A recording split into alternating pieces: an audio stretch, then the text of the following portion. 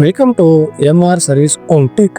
நம்ம என்ன பார்க்க போகிறோம்னா, கஸ்டமர் கால் பண்ணியிருந்தாங்க. வாஷிங் மிஷின் இந்த மாதிரி வாட்டர் லீக்கேஜ் ஆகுதுன்னு சொல்லியிருந்தாங்க. நம்ம பார்க்க போகிறோம்.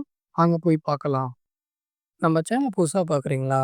முக்கியமாக லைக் பண்ணுங்கள், சப்ஸ்கிரைப் பண்ணிடுங்க, பில்லிங்னா டச் பண்ணிடுங்க. அடுத்தடுத்த வீடியோ போடுவோம் பாருங்கள். கஸ்டமர் வீட்டுக்கு போயாச்சு. போய் பார்த்ததுல வாஷிங் மிஷின் என்ன ப்ராப்ளம் கஸ்டமர்கிட்ட கேட்டால், கஸ்டமர் வாட்டர் லீக்கேஜ்னு சொல்லியிருந்தாங்க. மேல் டாப்பு உடஞ்சிருக்குன்னு சொன்னாங்க. வைப்ரேஷன் பிரச்சனைன்னு சொல்லியிருந்தாங்க.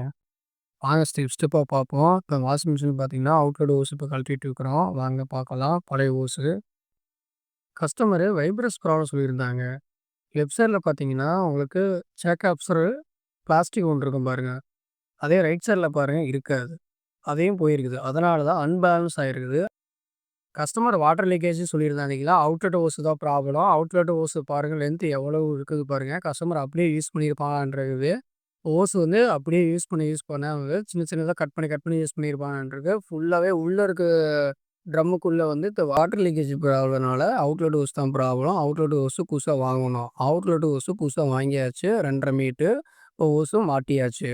வாங்க பார்க்கலாம். சர்ஃபு, லிக்விடு இதெல்லாம் யூஸ் பண்ணுறீங்க இல்லைங்களா? அந்த டப்பா தான் இது. பாருங்கள் எந்த அளவுக்கு அழுக்கு இருக்குன்னு பாருங்கள். இந்த அழுக்கு பார்த்தீங்கன்னா, க்ளீன் பண்ணாம விட்டிங்கன்னா தண்ணி ஸ்லோவாக வரும். டைமிங் ஜாஸ்தியாக வரும். டைமிங் ஜாஸ்தியாக வரனால வாஷ் பண்ணுறது ரொம்ப நேரம் வாஷ் பண்ணுற மாரி இருக்கும். மிஷின் ரெடி ஆயிடுச்சு. வாங்க பார்க்கலாம். மேல் டாப்பும் புதுசா மாத்தியாச்சு. அவுட்லெட் ஹோஸும் மாத்தியாச்சு. கவர் கேட்டிருந்தாங்க. கவரும் வாங்கி போட்டாச்சு. கவர் பாருங்க குவாலிட்டியா போட்டிருக்கிறோம். பாருங்க வாஷிங் மிஷின் ரன் ஆகிட்டு இருக்குது. நீங்களே பாருங்க. அந்த வீடியோ பாருங்க.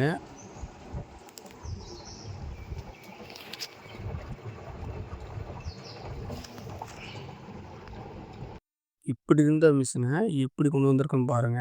வாஷிங் மிஷின் மெயின்டைன் பண்ணியிருந்தாங்கன்னா கஸ்டமரு நல்லாவே இருந்திருக்கும். மெயின்டைன் சரியா பண்ணாதனால தான் இப்படி ஆனது.